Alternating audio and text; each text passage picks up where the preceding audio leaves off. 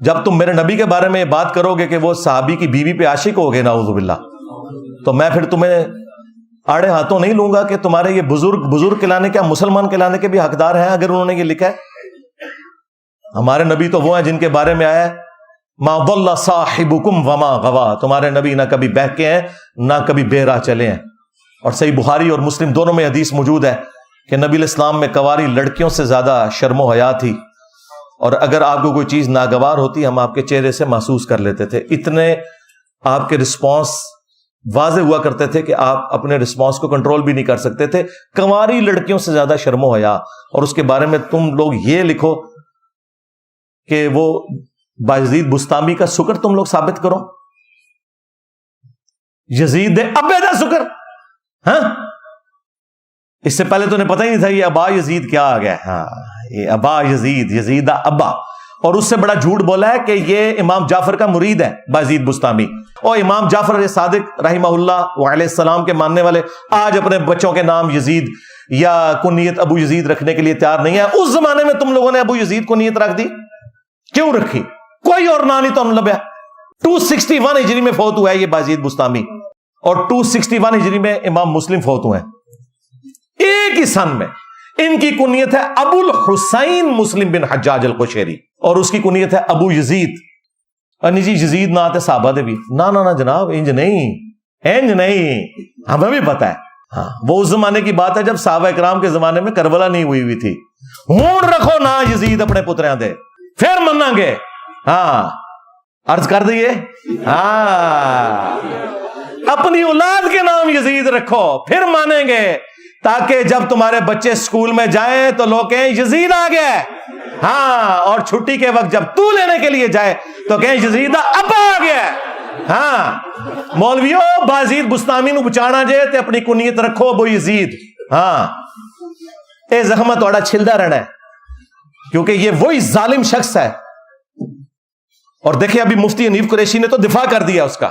اس کے علاوہ اور بہت ساری جو ہے نا وہ تعویلات ہیں، مثلا یہ جو مرزا صاحب جو ہے نا اپنی انہوں نے وہ بنائے ہوئے لوگوں کو کہتے ہیں کہ میرا جھنڈا لوائی اعظم من لوائی محمد، میرا جھنڈا محمد صلی اللہ علیہ وسلم کے جھنڈے سے بڑا ہے، ٹھیک ہے۔ اب اصل میں یہاں یہ بیک پہ نہیں جا رہے کہ یہ صوفیاء ایک ٹرم کے تحت یہ لفظ بول رہے ہیں۔ ٹرم کیا ہے؟ وحدت الوجود، یہ خاص کیفیت ہے، جذب کی خاص کیفیت ہے، یہ کوئی عام بات نہیں ہے۔ اب میں اس کی تعویل کر رہا ہوں جو ہے نا لوائی اعظم من لوائی، میرا جھنڈا محمد کے جھنڈے سے بڑا ہے۔ صوفیاء یہ کہتے ہیں کہ یہ جس طرح حضرت موسیٰ علیہ السلام طور پہ گئے تو وہاں درخت میں سے آواز آئی انی انا اللہ رب العالمین، تو اللہ تعالیٰ بوٹے سے بول سکتا ہے، زبان ولی سے نہیں بول سکتا۔ تو اب یہ زبان بایزید کی نہیں تھی، زبان ان کی ایک نام رائی ہو رہا ہے، اور وہ کہہ رہے ہیں میرا جھنڈا محمد کے جھنڈے سے بڑا ہے۔ اس کی طبیع تو میں نے صاف کی ہے نا، پھر دفاع کر دیا اس نے۔ یہ وہی ظالم شخص ہے جس نے کہا لوائی اعظم من لوائی محمد، میرا جھنڈا قیامت کے دن محمد کے جھنڈے سے بھی بڑا ہوگا۔ تذکرۃ الاولیاء میں اس نے لکھا، اس کے ماننے والے نے اس کے بارے میں، اور طویل کی اس نے فرید الدین عطار نے بھی، کہ نہیں ان کے منہ سے اللہ بول رہا تھا۔ توبہ توبہ، ایک جھوٹ کو چھپانے کے لیے دوسرا جھوٹ۔ یار یہ منہ سے اللہ بولنے والا عقیدہ تو پیغمبر کے بارے میں بھی ہمارا نہیں ہے، ان کے لیے بھی ہے۔ وما ينطق عن الهوى ان هو الا وحی یوحى۔ اور نہیں جی وہ درخت میں سے بھی تو آواز آئی تھی۔ او اللہ کے بندے، درخت میں سے آواز آنا یا کوہ طور کے اوپر تجلی اللہ کا ڈالنا، یہ اللہ تعالیٰ کی صفات اور اس کی ذات کا معاملہ ہے۔ کیا اللہ تعالیٰ کبھی کسی پیغمبر کے منہ سے بولا ہے؟ غلام احمد قادیانی دجال کو گراؤنڈز پرووائڈ کرنے والے تمہارے بزرگ ہیں، کون سی مثال کہاں فٹ کرتے ہو؟ اللہ تو پیغمبروں کے لیے بھی کہہ رہا ہے کہ وہی نازل ہوتی تھی، ان کے منہ سے اللہ نہیں بولتا تھا۔ حلول کا عقیدہ رکھتے ہو؟ تو میں نے پوری طبیعت صاف کی ہے، وہ آپ دیکھیں رپلائی ٹو مفتی حنیف قریشی، جو بڑا چیمپئن بنے ہوئے تھے نا کہ جناب ہم جی مناظرہ کر لیں گے، یہ کر لیں گے۔ وہ مناظرہ کیا، میں نے تمہارے سارے دلائل جو تم نے مناظروں میں دینے ہیں میں نے ان کے جواب بھی ریکارڈ کروا دیے، جاؤ دیکھو کتنی تمہاری پبلک چینج ہو گئی ہے۔ کہتا ہے میں طویل کروں گا، وہ ان کے منہ سے اللہ بول رہا تھا۔ نعوذ باللہ، تو اللہ کا جھنڈا تو محمد کے جھنڈے سے بڑا ہوگا؟ نعوذ باللہ، مجھے بتائیں، اللہ کا تو جھنڈا آلریڈی رسول اللہ کے ہاتھوں میں ہے، تو کس کو اللہ کا جھنڈا سمجھ رہا ہے؟ شیطان کے ایجنٹ۔ ہاں، تیرے بارے میں بخاری مسلم میں ہے کہ ہر غدار کے لیے قیامت کے دن ایک جھنڈا بلند کیا جائے گا اور کہا جائے گا فلاں بن فلاں حاضر ہو اس جھنڈے کے پاس، یہ پوری دنیا کو پتا چلے کہ تو غدار ہے۔ تمہارے بابے وہی غدار ہیں جن کے لیے جھنڈے ہوں گے، لواء الحمد نہیں ہوگا، وہ جھنڈے ہوں گے کہ انہوں نے اپنے نبی کے ساتھ غداری کی ہے۔ پھر دیکھو اللہ نے کتنی بڑی بلا تمہارے اوپر چھوڑی ہے، جو کہتا ہے میرے نبی عیسیٰ ہے ہی کوئی نہیں، تیرے بابے تھے، شے ہی کوئی نہیں۔ اچھا اس تکلیف کا اندازہ ان کو کیسے ہو جو میرے سینے کے اندر ہے کہ انہوں نے کیا غداریاں کی ہوئی ہیں۔ تو ہم نے ان کی پبلک کو سمجھا دی یہ بات، اور دیکھو تمہارا بازید تو یہ بکواس ارشاد فرما کے گیا، اگر اس نے کہے، اور نہیں کہ تو وہ اللہ کے حضور ہم اس کا نہ دفاع کرتے ہیں نہ وہ، لیکن چونکہ تم مانتے ہو۔ ابو یزید اور یہاں ہمارا ابو الحسین مسلم صحیح مسلم میں لکھ رہے ہیں کہ نبی علیہ السلام نے فرمایا سب سے پہلے قیامت کے دن میں قبر سے نکالا جاؤں گا، سب سے پہلے میں شفاعت کروں گا، سب سے پہلے میری شفاعت قبول کی جائے گی۔ اور ایک اور حدیث صحیح مسلم میں کہ نبی علیہ السلام نے فرمایا سب سے پہلے جنت کے دروازے پہ میں دستک دوں گا، اور دروغے جنت پوچھیں گے رضوان کون؟ میں کہوں گا محمد، تو وہ کہیں گے کہ مجھے حکم بھی یہی تھا کہ صرف آپ کے نام کے اوپر دروازہ کھولے گا صلی اللہ علیہ وآلہ وسلم۔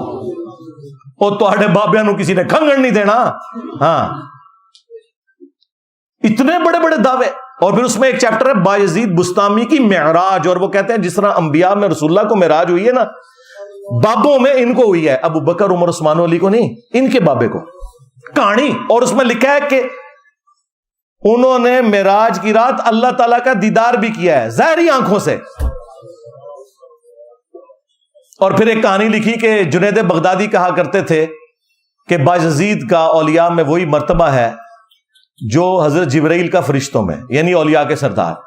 تو پھر عبد القادر جیلانی تک گئے، ہاں فارغ، کیونکہ عبد القادر جیلانی تو بعد میں آئے ہیں، بایزید اور عبد القادر جیلانی میں بھی 200-250 سال کا فرق ہے۔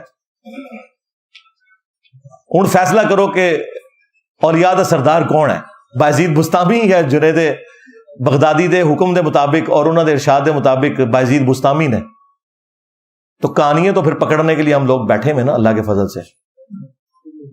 یہ میں نے 3 حوالے آپ کو بڑے بڑے دیے ہیں، ایک چشتی رسول اللہ والا، اور دوسرا صاحب اور سکر والا، اور تیسرا یہ لوائی اعظم من لوائی محمد، نعوذ باللہ۔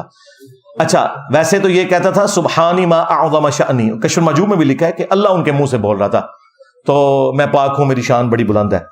اس کی ان کے پاس تعویل ہوتی تھی کہ جی وہ اللہ کی محبت میں نا جب کوئی غرق ہو جاتا ہے نا تو بھونکنا شروع کر دیتا ہے، ظاہر ہے پھر بھونک ہی رہا ہے نا، اللہ کی محبت میں تو غرق ہو کے ڈاؤن ٹو ارتھ ہونا چاہیے۔ اور کہتے تھے اگر یہ نبی کے بارے میں بھونکتے نا تو ہم ان پہ فتویٰ لگاتے ہیں۔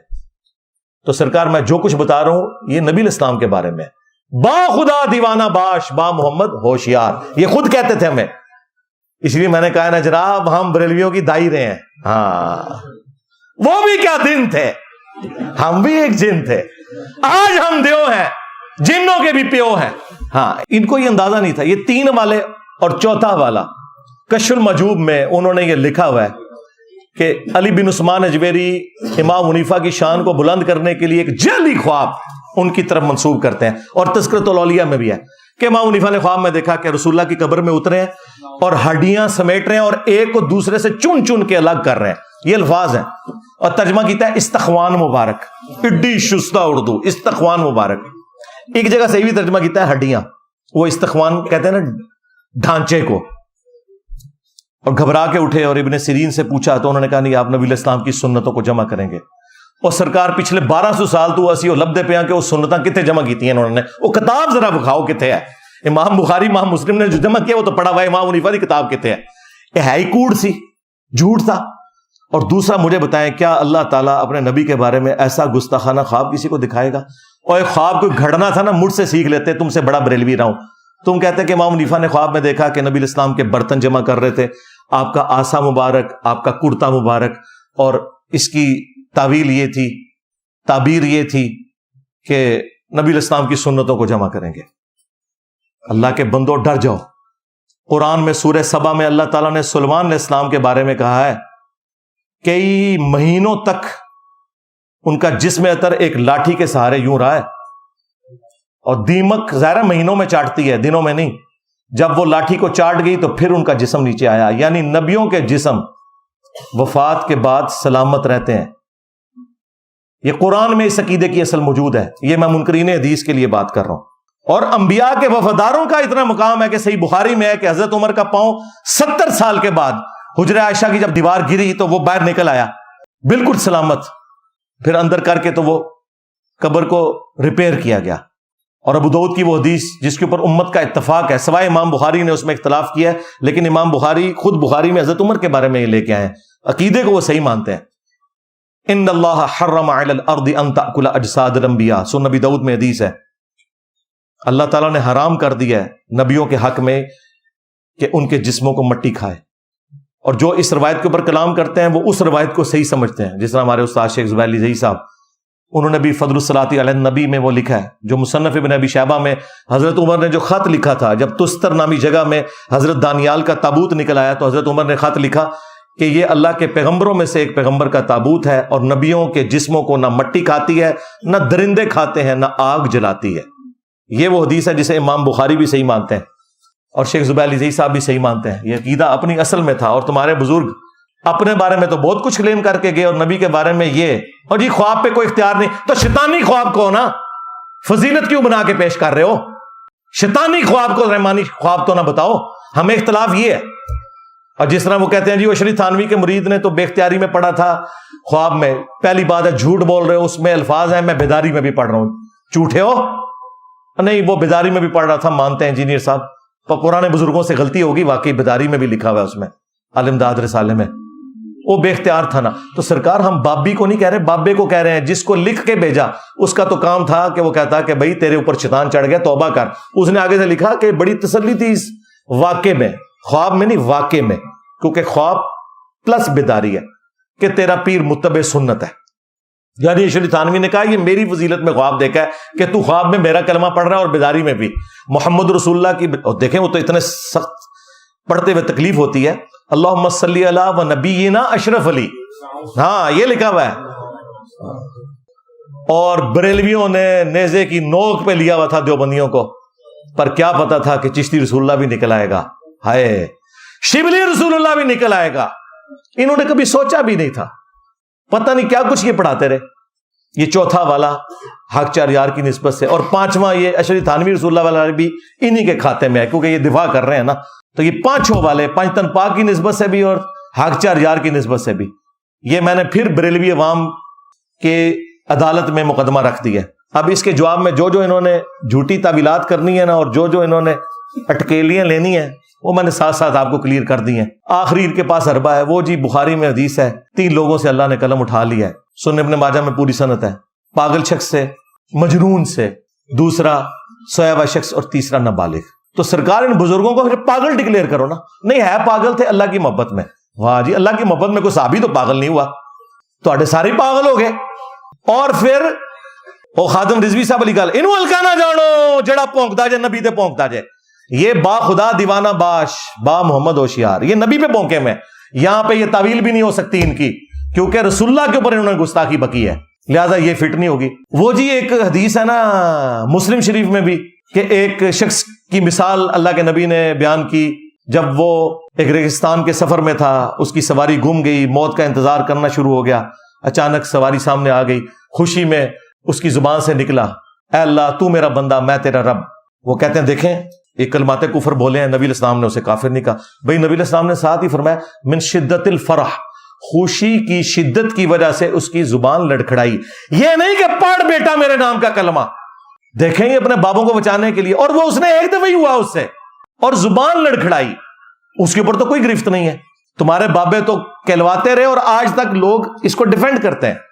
آپ کو پتہ ہے غلام احمد قادیانی دجال کے خلاف پیر میر علی شاہ صاحب نے کتابیں لکھی ہیں، اور اس نے ان کے خلاف لکھی ہیں کتابیں، تو اس میں پیر میر علی شاہ صاحب پہ جب اس نے اعتراض کیا نا چشتی رسول اللہ والے واقعے کا، تو پیر میر علی شاہ صاحب نے تحقیق الحق فی کلمت الحق اس کتاب کے اندر انہوں نے کہا کہ چشتی رسول اللہ والے واقعے سے کوئی دلیل نہیں پکڑ سکتا، وہ بزرگ ایک خاص حالت میں تھے، ان کا معاملہ بالکل الگ ہے، وہ بالکل ٹھیک تھا، تو اگر اپنے نام کا کلمہ پڑھائے گا نا تو ہم تجھے غلط کہیں گے۔ اندازہ کریں غلام احمد قادیانی دجال کو یہ کہتے ہیں ہم نے خاموش کروا دیا تھا، خاموش کیا کروایا، اپنے کپڑے اتار دیے اس کے سامنے کہ چشتی رسول اللہ اگر ہمارا بابا پڑھوائے تو صحیح اور تو پڑھے تو غلط۔ یہ اندازہ کریں، یہ مناظرے کرتے تھے۔